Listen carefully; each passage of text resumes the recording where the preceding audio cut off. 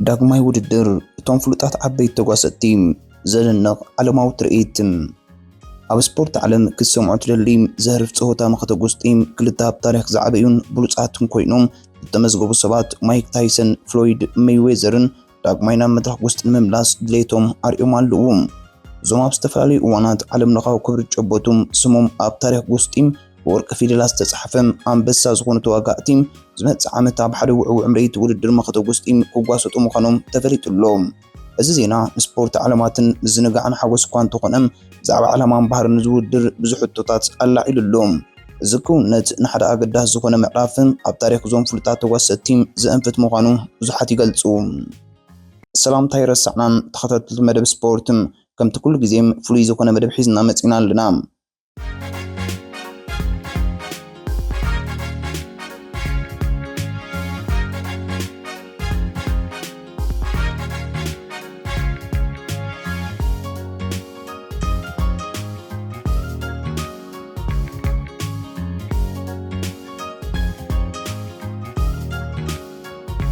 እዚ ዝመጽእ ግጥም ካብቲ ንቡር ውዳት ኣዝዩ ፍሉይ ዝናስታት ልዕሊ 40 ዓመታት መድረኽ ውስጥ ዝጸንሑ ዓበይቲ ተጓሰጥቲ ብሓደ መድረኽ ይራኸብ። ንማይክ ታይሰን ወዲ 59 ዓመት ምስ ፍሎይድ ሜይዌዘር ወዲ 50 ዓመት ብምርኣይ ስፖርታዊ ብቕዓት ምጉሳጥም ክሳብ ወዲ ክንደይ ዓመት ከም ዝጸንሕ ዘርኢ እዩ። እዚ ኣብ ነብሲ ወከፍ ናቶም ጉዕዞ ዝተርኣየ ፍሉይ ቅድታት ጉስትን ዘይድፈር ዝንኦምን ዝረኣየ ህዝቢ ዓለም ነዚ ግጥም ብፍሉይ ሃንቀውታ ይጽበዮ ኣሎ። እቲ ዝፍጸም ውድድር ናይ ምርኢት ኤክስቢዥን ምዃኑ ብዙሓት የቃልሑ እኳ እንተኾነ ነዚ ንዓመት ዝግበር ግጥም ገንዘባዊ ረብሕኡ ዝዓበየ ምዃኑ ከዓ ኣየማትእን። ማይክ ታይሰን ብኣይሮን ማይክ ወይ ኪድ ዳይናማይት ዝፍለጥ ኣብ እዋን ኣዝዩ ባስጋን ዝነበረ ተጓሳጣ እዩ። ኣብ መድረኽ ውፅእ ዝነበረ ህላው ጥራይ እንተፃወርነቱ ስጋት ዘሕድር ነበረ። ታይሰን ኣብ ዓለም ጉስጢ ባሒሉ ብፍጥነቱን ዘይገደብ ዓመፃዊ ቅዲ ጉስጥን ይፍለጥ። ዝበዝሑ ግጥማቱ ብኖክ ኣውት ዝዛዘም ስለ ዝነበረ ዘ ባደስት ማን ኦፍ ዘ ፕላኔት ዝብል ሳጓም ተዋሂቦ ነይሩ። ኣብ 20 ዓመቱ ብሓደ ነሓሰ 1987 ብዘገርም ኣገባብ ቻምፒዮን ከቢድ ሚዛን ዓለም ቻምፒዮን ክኸውን ኪኢሉ ኣብ ታሪኽ ውስጥ ከዓ ኣዝዩ ንኡስ ቻምፒዮን ከቢድ ሚዛን ኮይኑ ተመዝጊቡ። ስሩዕ ምጉሳት ብፍላይ ናይ ኣፓርካት ምጥቃሙን ናይ ኣካላዊ ውሕስነት ምብዙሑን ንኹሉ ሰብ ኣብ ዕዩኡ ዘምህር ነበረ። ኣብ ዝገበሩ 58 ግጥማት 50 ዓወታት 44 ብኖክ ኣውት ከም ዝረከበ ይንገር። ይኹን እምበር ናይ ታይሰን ጉዕዞ ብዓወት ጥራይ ዝተሰነየ ነበረን ብውልቃዊ ጸገማትን ሕጋዊ ክስን ገንዘባዊ ሽግራት ተፈታቲን እዩ። እቲ ጸገማት እዚ ስፖርታዊ ብቕዓቱ ብኸፊል ከም ዝጎድኦ ይንገር። ኣብ 2005 ካብ ጉስጢ ናብ ጥሮታ ህይወት ድሕሪ ምጅማሩ ብዙሓት ደገፍቱን ተዓዘብቱን ሙሉእ ብሙሉእ ካብ መድረኽ ክርሕቕ ሓሲቦም ነይሮም። ይኹን እምበር ድሕሪ 19 ዓመታት ዝግምት ዕረፍቲ ኣብ 2024 ንፈለማ ግዜ ኣብ ናይ ምርኢት ውድድር ኣንጻር ጄክ ፖል ተጓሲጡ ነይሩ። እዚ ግጥም እዚ ብብዙሕ ድምቀትን ናይ መራኸቢ ብዙሃን ምትእስሳር ዝተሓወሰ ነበረ። እቲ ግጥም ብቲቪን ኢንተርነትን ብልዑል ህዝባዊ ምትእስሳር ተረኣየ። ብውፅኢት ግጥም ታይሰን ተሳዒሩ እኳ እንተኾነ ካብቲ ውድድር ጥራይ 20 ሚልዮን ፓውንድ ዝበፅሕ ገንዘብ ምርካቡ ግን ይሕብር።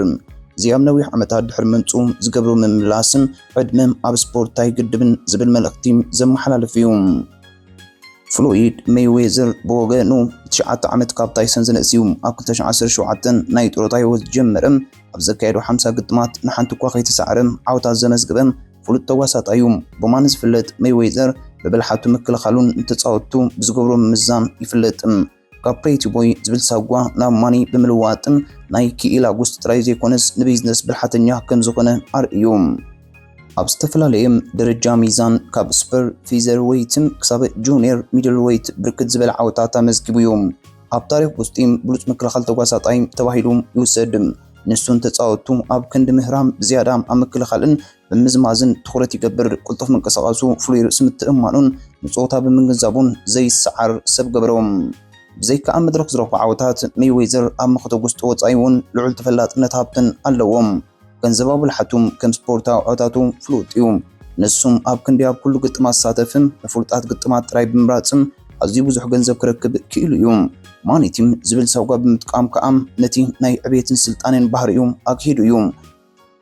ቅድሚ ሕጂ ምስ ተዋሳኣይ ኤምኤምኤ ኮነርን ማክግሬጎርን ምስ ናይ ቦክሲንግ ቦንግ ስፖርተኛ ቴንሽን ናስኳዋን ዝተፈላለዩ ናይ ምርኢት ውድዳት ኣካይዱ እዩ። እዚ ከዓ ኣብ ልዕሊ ስፖርታዊ ዓቕሞም ዓለማዊ መዘናግዒ ዝነበሮም ድሌታት የመላክት። እዞም ናይ ምርኢት ውድዳት ብሓፈሻም ኣብ ዝተወሰኑ ሕግታት ከም ቁፅሪ ዙራት ዝዓበየ ጓንቲ ምጥቃም ከም እውን ዘይሕጋዊ ፍርዲ ብምሃብ ይፍለጡ። ዕላማኦም ከዓ ስፖርታዊ ንጥፈታት ጥራይ ዘይኮነስን ንህዝቢ ብምምዝማዝን ንጥቕሚ ገንዘብን ንኣድናቖት ስሞም ምዕቃብን እዩ። ሜይዌዘር ኣብ ምዋር ስፖርት መዘናግዕን ልዑል ክእለታር እዩ። እዞም ኣብ እዋኖም ብርክት ዝበለ ዓወታት ዘመዝግቦም ፍሉጣት ተጓሰቲ እምበኣር ኣብ ሓደ መድረኽ ክራኸቡ እዮም ይበሃላሉ። እዚ ዜና ንብዙሓት ናይ ጉስቲ ኣድነቕትን ተንተንትን መሲጡ ይርከብ። ዝግጥም እዚ ክልተ ፍሉጣት ቅድሚ ሕጂ ዘይተራኸቡን ተጓሰቲ ብሓደ መድረክ ይራኸብ። ፍሉጥ ናይ ታይሰን ሓይሊ ንፍሉጥ ናይ ሜይዌዘር ምክልኻል ክብድሆን ክከራኸሮን ከም ዘለዎ ኣድነቕቲ ይጽበዩ። እዚ ኣዝዩ ውዕ ዝኾነ ነገር እቲ ክልተ ፍጹም ዝተፈላለየ ቅዲ ጉስጢ እዩ። ታይሰን ኣብ ናይ ሓይሊ ምጥቃም ብፍጥነት ምጥቃዕን ዘይድፈር ዓመፅን ዝፍለጥ እዩ። ብኣንጻሩ ሜይዌዘር ብምክልኻሉ ብልሓታዊ ምንቅስቓሱን ብምዝማዝዩ ዝፍለጥ። ኣብ ብሉፅ ግዚኦም እንተዝራኸቡ ነይሮም ንሓንቲ ተገርም ውድድር ምተዓዘብና። ሓይሊ ታይሰን ንምክልኻል ሜይዌዘር ክሰግር ይኽእል ነይሩ ድዩ ወይስ ብልሓት ሜይዌዘር ንሓይሊ ታይሰን ክሳዕ ክንደይ ከም ዝሰግሮ እዩ? ይኹን እምበር እቲ ኣብዚ እዋን ዝረአ ዘሎ ኩነታትም ፍጹም ፍሉይ እዩ። ታይሰን ወዲ 59 ዓመት ኮይኑ ካብቲ ኣብ መወዳእታ ኣብ ፕሮፌሽናል ግጥም ዝተሳተፈሉ እዋን ብዙሕ ዓመታት ሓሊፉ እዩ። ብተኣምር ኣብ ዕድሚኡ ፍጥነቱን ሓይሉን ንብዙሕ ግጥማት ይፃወር ይኽእል ድዩ? ድንዛዝ ኣካላቱስ ሜይዌዘር ብወገኑ ወዲ 50 ዓመት እኳ እንተኾነም ፍጥነቱን ቅልጡፍ ምንቅስቓሱን ገና ኣብነት ዝኸውን እዩ። ይኹን እምበር እቲ ሓይሉን ኣካላቱ ዝፈጥሮ ድንዛዘ ክህሉ ይኽእል እዩ። እዚ ናይ ዕድመ ፍልልይ 9 ዓመትም ኣብቲ ውድድር ፍሉይ ኣሰር ከም ዝሓድግ ኣየጠራጥርን። ኣብ ስፖርት ዕድመ ዓብይ ተራ ይፃወት እዩ። ብፍላይ ከዓ ኣብ ከም ጉስጢ ዝኣመሰለ ብኣካላዊ ብቕዓት ዝምርኮስ ስፖርት። እቶም ኣዝዮም ብዕቱብ ዝከታተሉ እቲ ጸወታ ታይሰንን ሜይዌዘርን ቢዝነስ እምበር ጉስጢ ይኮነን ዝብሉ ወገናትም ኣለዉ።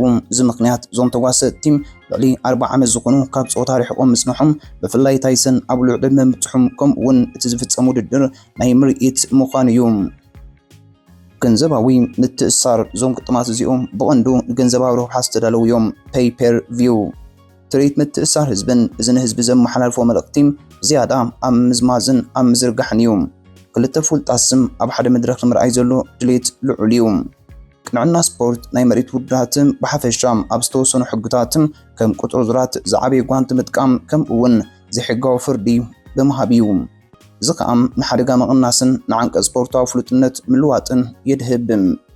ምሕላው ርስቲ ነቶም ተጓሰቲ ናቶም ርስቲ ንምዕቃብን ንሓድሽ ወለዶ ንምፍላጥን ዕድል ይህቦም። ተወዳዳሪ ባህሪ እኳ እንተኾነም ናይ ምርኢት እዩ። እዞም ክልተ ሰባት ግን ኣዝዮም ተወዳደርቲ ባህሪ ዘለዎም እዮም። ኣብ ውሽጢ መድረክ ምስ ኣተው እቲ ናይ ምዕዋድ ድሌት ክዓብዩ ስፖርታዊ ክብሪ ዝግጥም ንጉስጢ ዝገብሮ ክብረሎም እዚ ንሓደሽቲ ደገፍቲ ናብ ስፖርት የምጽእ። ብቕዓት እዞም ክልተ ተጓሰቲ ገና ልዑል ብቕዓት ኣለዎም። እቲ ዝረአ ትርኢት ስፖርት ብቕዓትን ሓቦን ዘለዎም ክኸውን እዩ። ዛጊት እቲ ጸወታ ታይሰንን ሜይዌዘርን ኣበይን መዓስን ከም ዝካየድ እቲ ዝቕመጥ ሕጊ ከምኡ'ውን ኣበይ ናይ መርበብ ሓበሬታ ክዝርጋሕ ምዃኑ ብንጹር እንተዘይተፈልጠም ይኹን እምበር እቶም ኣዳለውቲ ዝውድድር እዚ ብፍሉይ ዝተዳለወ ግጥም ንብዙሓት ኣድነቕቲ ናብ መድረክ ክስሕብ ምዃኑ ብርግጽ ይኣምኑ። ቦታን ዕለትን ኣብ ከም ላስ ቬጋስ ኣሜሪካ፣ ስዑዲ ዓረብ ወይ ዱባይ ዝኣመሰሉ ኣገደስቲ ቦታታት ክካየድ ይኽእል እዩ። እዞም ቦታታት ዓበይቲ ውዳት ብምርኣይ ልምድታት ኣለዎም። ዕለት ክምረጽን ከሎ ከዓ ምስ ካልኦት ዓበይቲ ስፖርታዊ ፍጻሜታት ንኸይጋጮም ጥንቃቄታት ይገብሩ። እቲ ሓድሽ ምዕራፍ ናይ ማይክ ታይሰን ፍሎይድ ሜይዌዘርን ኣብ ውሽጢ ዓለም ንስፖርትን ቢዝነስን መዘናግዕን ብኸመይ ይኸይድ ከም ዘሎም ዘርኢ እዩ። እዚ ግጥም እዚ ንብዙሓት ኣድነቕቲ ናይ ግዚኦም ናይ ክብሪ ዓወታት ዘዘኻኽር ንሓድሽ ወለዶ ከዓ ንዓበይቲ ተጓሰቲ ብምፍላጥ እዩ። ብዝኾነም እዚ ዝመጽእ ውድድር ኣብ ታሪክ ጉስጢ ዝምዝገብ ምዃኑ ኣይማትእን። እዚ ግጥም ንጉስጢ ይሕግዞም ድዩ ወይስ ይጎድኦም? ሓደ ወገን ዝንሓደሽቲ ደገፍቲ ናብ ስፖርት ከምጽእ ከሎም ንኻልእ ወገን ግን ንፕሮፌሽናል ጉስጢ ዋጋ ከም ዝጎሎ ይገብር። ይኹን እምበር እዚ ግጥም ነቶም ፍሉጣት ተጓሰቲ ኣድነቕቶም ንምሕላውን ንገንዘባዊ ረብሓን ምዕባይን ይገልግል። ኣብ መወዳእታ እቲ ውፅኢት ይኹን ባህሪ ናይቲ ግጥም ብዘይገድስም እዚ ፍጻሜ ዓለም ለኻዊ ኣቓልቦ ዝስሕብ እዩ። እዚ ንዘይተርፍ ዘመናት ፀንሐ ሓይልና ቃልቦን ናይዞም ክልተ ፍሉጣት ተጓሰቲ ዝምስክር እዩ። ክሳብ እቲ ዝርዝራት ዝፍለጥ ደገፍቲ ስፖርት ዓለም ብሃንቀውታ ይጽበይዎ ኣለዉ። ዝኸበርኩም ሰማዕትና ምዕባለታት ዝመኸተ ጉስጢ ታይሰን ምስ ሜይዌዘር ሒዝናልኩም ክንቀርብ ኢና። ናይ ሎሚ መደብና ኣብዛዚምና ኣለና። ሰላም ቅነ